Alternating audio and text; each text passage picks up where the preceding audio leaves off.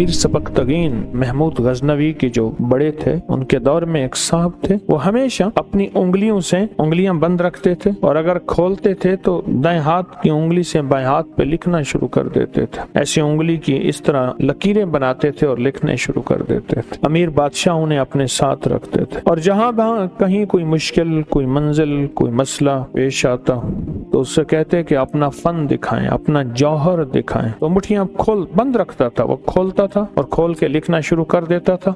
उसके बाद फिर मुट्ठियां बंद कर देता था और वो हो जाता था। एक दफा एक हिरन के शिकार के लिए बादशाह ने अपना घोड़ा दौड़ाया। हिरन बहुत तेज था। मैंने हिरन को देखा है, आज तक शिकार नहीं किया, ना शौक है। भागते भागते फिर पीछे मुड़ के देखने खड़ा हो जाता है, दीवाना है, भोला है और वहीं शिकार हो जाता। चौकड़ियां भरेगा, तेज चलेगा, फिर जे किसी खड़ा होगा। फिर इसका मिजाज है कि जहां आज इसने मेंगनियां की हैं, सारे मिलके वहीं आके मेंगनियां करेंगे। इनका टॉयलेट एक होता है और शिकारी हमेशा मेंगनियों की जगह पे घात लगा के बैठता है कि इन्होंने मेंगनियां करने यहाँ आना है, या पानी की जगह पे, शेर हो या शिकारी हो। पर वो कोई हिरन और था, काला हिरन था, न मुड़ के देखता था, न खड़ा होता था और न वो हिरन रुकता था। बादशाह था और बादशाह को भी गुस्सा आ गया कि मैंने अब इस हिरन को शिकार करके ही रहना है। बादशाह को भी गुस्सा आ गया। बादशाह पीछे और उसके सारे हमनवा हवारी वो भी साथ। आखिर बादशाह थक गया। सहरा था जो खत्म नहीं होता था, जंगल था खत्म नहीं होता था। थक के बादशाह रुक गया तो सारे रुक गए। तो बादशाह ने उसको बुलाया, कहा कि अपना फन दिखा, हिरन तो मेरे हाथ नहीं आता। तो उसने मुट्ठियां खोली और लिखना शुरू कर दिया। लिखता रहा। इस दफा कुछ देर तक लिखता रहा और बादशाह मुतलाशी नजरों से उसको ऐसे देखता रहा कि क्या फैसला होता। कहने लगा, अमीरुल मोमिनीन, बादशाह सलामत, वो हिरन नहीं है, जिन है, और हिरन के जिस्म में है, हिरन के रूप में है, वो हिरन नहीं है, जिन है। बादशाह ने कहा, अब जो भी है मुझे चाहिए, जिंदा या मुर्दा, मैं इतना इसके पीछे दौड़ा हूँ। उसने कहा, आपको पकड़ा देंगे। उसने फिर लिखना शुरू कर दिया, लिखते करते, पर मैं बादशाह सलामत, अब की बार आप जब दौड़ेंगे, खड़ा आपका इंतजार कर रहा है, तो आगे किसी झाड़ी में फंस जाएगा, आप उसको पकड़ लेंगे। फिर आपकी मर्जी है, आप उसे छोड़ दें, आपकी मर्जी है उसे कैद कर लें, आपकी मर्जी है उसे ज़बह कर दें, ये आपकी मर्जी। अब बादशाह ने अपना घोड़ा दौड़ाया, देखा तो आगे वो हिरन काला मौजूद था।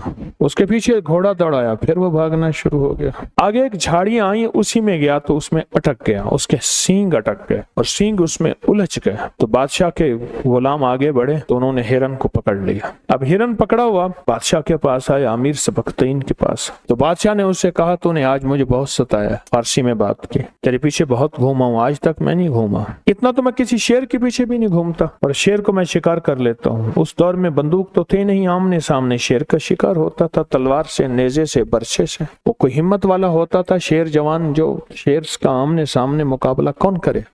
तो हिरन बोला और फारसी बोला और जुबाने यार में बोला, यानी जैसे बादशाह बोल रहा था वैसे ही बोला। कहने लगा, आज तक मैंने सब शिकारियों को ऐसे ही धोखा दिया है और ऐसे शराब में ले गया हूँ जहाँ पानी नहीं है, उनको भी मारा है मैंने और उनकी सवारियों को भी मारा है। मुझे इन हिरनों पे तरस आता है, मैं हमेशा हिरन बन जाता हूँ, फिर शिकारी को ऐसे दौड़ाता हूँ, दौड़ते दौड़ते फिर थक जाता है, वो भी उसकी सवारी भी, फिर एक शराब में लाता हूँ, ऐसे मैदान में जहाँ बज़ाहिर नजर आता है पानी है और पानी नहीं होता, और फिर मैं गुम हो जाता हूँ। फिर मैं गुम नहीं होता, रास्ता भी गुम होता है और जिंदगी भी गुम हो जाती है। अगर आप कहें तो मैं आपको शराब में ले चलूं। बादशाह ने कहा, तू दौड़ जाएगा। कहा, मैं बंधा हूँ, अब नहीं दौड़ सकता। बादशाह ने ना उस आमिल को देखा जो उनके साथ था, उसने कहा, इसको छोड़ दें आप, बादशाह सलामत है, ये कभी नहीं दौड़ सकता। अब हिरन पीछे और बादशाह आगे, और हिरन बादशाह के घोड़े की रफ्तार चल रहा था, कभी आगे हो जाता, कभी पीछे हो जाता। बहुत देर तक चलते चलते एक ऐसी वादी में पहुंचा जहां हर तरफ इंसानी हड्डियां और जानवरों की हड्डियां थी।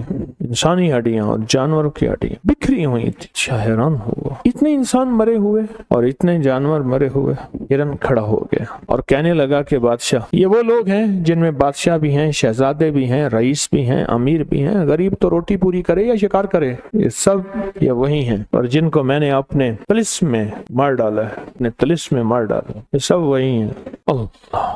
बादशाह के आंसू आ गए और अचानक वाकया याद आया कि मेरी तीसरी नस्ल पीछे एक शहजादा था कि वो भी सुना था कि इसी तरह आया था जंगल में, तो ये सोच ही रहा था। तो हिरन बोला, बादशाह, वो भी मैंने मारा था, उसका नाम ये था, उसकी शक्ल ये थी, उसके बाप हाँ बिल्कुल वही। कहा, वो भी मैंने मारा था, बादशाह को एकदम गुस्सा आया कि तूने मेरी नस्लों को खत्म किया। तो बादशाह के गुस्से को उसने पढ़ लिया। कहने लगा, बादशाह आपके अख्तियार में हूँ, मुझे कैद करें, मुझे ज़बह करें, मुझे छोड़ दें, मुझे मारे, लेकिन मेरे अंदर भी एक दर्द और हमदर्दी है। मैं भी एक दर्द और हमदर्दी के तौर पे ये सब करता हूँ। अगर आप मेरी हमदर्दी को सामने रखेंगे तो मुझे माफ कर देंगे, और मेरी हमदर्दी को सामने नहीं रखेंगे तो मुझे कत्ल कर देंगे, तीर और तलवार का निशाना बनाए। बादशाह को एकदम गुस्सा ठंडा हो गया। बादशाह वहां से वापस चला, सोचने लगा इस हिरन का क्या करूं। उससे पूछा, जो 7 आमिल, हमेशा याद रखिएगा पुराने दौर के बादशाह एक मजाहिया आदमी साथ रखते थे जो उनका दिमाग हल्का करता रहता था। शाही मुआलिज साथ रखते थे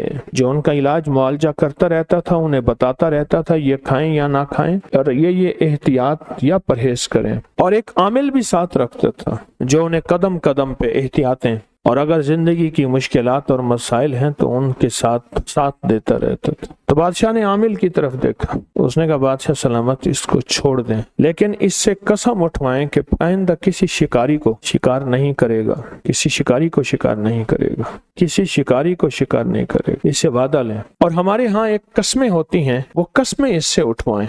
बादशाह कहने लगा, ये तो कातिल है, मैं चाहता हूँ इसको कैद करूं और इसको कत्ल करूं। आमिल कहने लगा, बादशाह सलामत, आप इसको कत्ल न करें, एक बहुत बड़े कबीले से इसका ताल्लुक है, ये कत्ल हो जाएगा, लेकिन कबीला इसका आपसे नहीं आपकी नस्लों से इंतकाम लेगा, आपसे भी लेगा और आपकी नस्ल दर नस्ल इंतकाम लेगा, इसको छोड़ दें, बस अहद व पैमान ले लें। तो वो आमिल बताता गया, बादशाह उससे अहद व पैमान लेता गया। जब अहद व पैमान ले लिया तो बादशाह ने उससे पूछा, तुझे किस चीज ने घेरा, तुझे किस चीज ने जकड़ा, क्या आज तक जिंदगी में तो किसी के नरगे में आया? कहा, 2100 साल मेरी जिंदगी है और मैंने सारी जिंदगी लोगों को मारा है, लेकिन सिर्फ शिकारियों को और किसी को नहीं। मुझे दुख होता है कि इन जिंदा जिस्मों को ये शिकार क्यों करते हैं, क्या इनके पास खाने को नहीं है? अगर ना हो तो फिर तो और बात है, इनके पास तो खाने को सब कुछ है। 2100 साल आज तक कोई बंदा मुझे न गिरफ्तार कर सका, न पकड़ सका, न मैं किसी के नरगे में आया। ये झाड़ियां मुझे पकड़े, मैं खुद हैरान हूँ, ये झाड़ियां नहीं थी, कोई ताकतवर दुनिया थी जिसने मुझे पाँव से भी जकड़ लिया और सींगों से भी जकड़ लिया। तो उससे पूछा, तूने क्या पढ़ा था? उसने कहा, बादशाह सलामत, मैंने सारी जिंदगी हुरूफ तहज्जी पे जान मारी है और हुरूफ तहज्जी पे मेहनत की है और हुरूफ तहज्जी को अपनी जिंदगी का साथी बनाया है। अपनी सांसों में मैंने हुरूफ को रचाया है,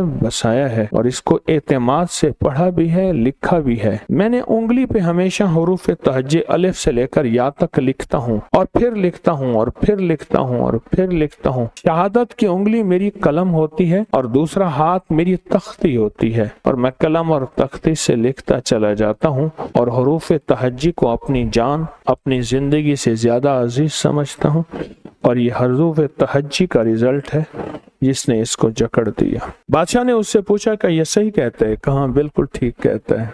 और उसने कहा कि बादशाह सलामत, इससे कहें अपने हाथ पे हुरूफ तहज्जी लिख के आपकी आंखों पे फेरे, पर्दे सारे हट जाएंगे।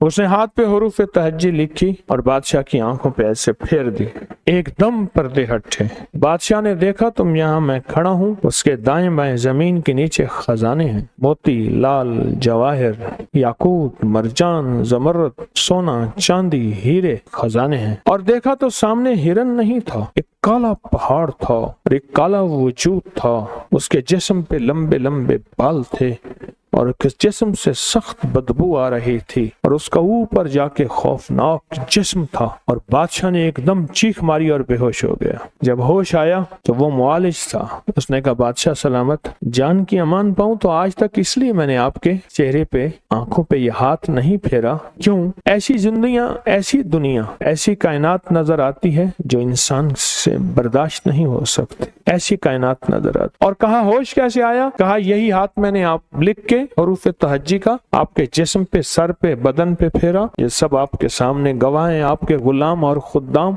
और आपके जिस्म में होश आ गया। और फरमाया, हिरन, और मैं आपने उसे अहद व पैमान दिया था, मैंने उसको आजाद कर दिया। अब उसका हमारे करीब रहना ना मुनासिब था ना हमारी जरूरत। अमीर सबकतीन ने कहा कि मुझे भी हुरूफ तहज्जी सिखाओ, हुरूफ तहज्जी सिखाओ।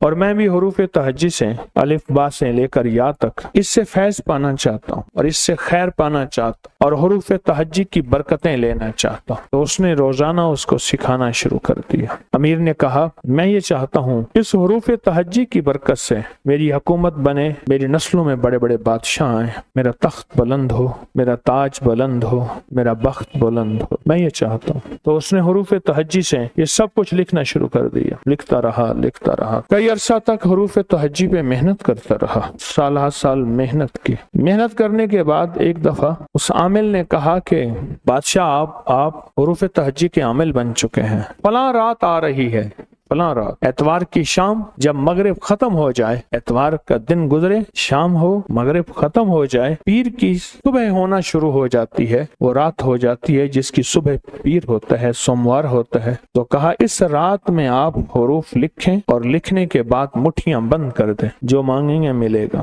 اب بادشاہ اس دن کا انتظار کرنے لگا، ہمارے ہاں جو کواکب، سیارے اور ستارے ہوتے ہیں جن کا قرآن میں تذکرہ ہے، والشمس اذا ضحاها والقمر اذا تلاها والنہار اذا جلاها واللیل اذا یغشاها والسماء بناها والارض وما، یہ قرآن میں اور کئی جگہ تذکرے، صرف ایک نہیں۔ جو اتوار کی شام ہے نا، اتوار کی شام جب ڈوب جائے، ایک یہ اور ایک جمعرات کی شام جب ڈوب جائے، جیسے اب یہ شب جمعہ ہے، جو شب جمعہ ہے وہ اتوار کی شام کو ہے ہی نہیں، کیوں؟ یہ سید اللیل ہے، راتوں کی سردار۔ کس کی سردار؟ اور جمعہ سید الیوم ہے، دنوں کا سردار۔ جمعہ جو اس رات کو ملتا ہے وہ کسی رات کو مل نہیں سکتا، جو اس رات کو پاتا ہے بندہ وہ کسی رات کو پا نہیں سکتا، جو اس رات کو پاتا۔ تو کہا جب اتوار کی شام ہو آپ ہتھیلی پہ لکھیے گا، پر اس کا نتیجہ ملے گا شب جمعہ میں، اور اس پہ آپ کو لکھنا پڑے گا۔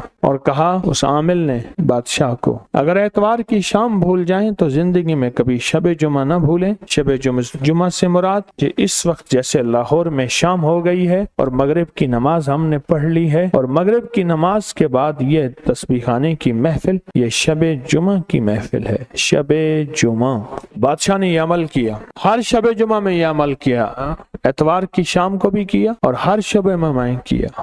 11 اتوار کی شامیں اور 11 شب جمعہ میں ہتھیلی پہ عمل لکھتا رہا اور کرتا رہا۔ ایک دفعہ خواب میں دیکھا کہ میرے سر کی چوٹی سے ایک پرندہ نکلا، چھوٹا سا، جو مکھی کے شہد کی مکھی کے برابر، جو اوپر جا رہا ہے، جو بڑا ہو رہا ہے، اور اس کا سایہ ہے بہت بڑا، بہت وسیع، اتنا وسیع سایہ تا حد نظر اس کے پر پھیل گئے، اس کا سایہ پھیل گئے۔ خواب دیکھا، حیران ہوا، سمجھ نہ آئی یہ کیا ہے۔ معبر تعبیر دینے والے بھی درباروں میں ہوتے تھے بادشاہوں کے ہاں، تو ایک معتبر اعتبار والا تعبیر والا بندہ کو بھیجا، یہ خواب دیکھا۔ اسے کہا میرا نام نہ لینا۔ اس تعبیر والے بندے نے دیکھا، اس نے کہا یہ خواب تو نہیں دیکھ سکتا، کوئی بادشاہ دیکھ، سچ بتا۔ اس نے کہا امیر نے دیکھا ہے، کہ ہاں اس سے کہہ دے تیرا بیٹا ہوگا اور اس کی سلطنت اور یہاں سے وہاں تک ہوگی جہاں سورج غروب نہیں ہوگا، اور سایہ ہی سایہ رہے گا، اور پھر اس کی نسلوں میں سلطان محمود غزنوی رحمت اللہ علیہ۔ تو سلطان محمود غزنوی بادشاہ بنا، اس کے تعبیر یہ نکلی، اور اس بادشاہ بننے کے پیچھے حروف تہجی کا فیضان ہے، حروف تہجی کی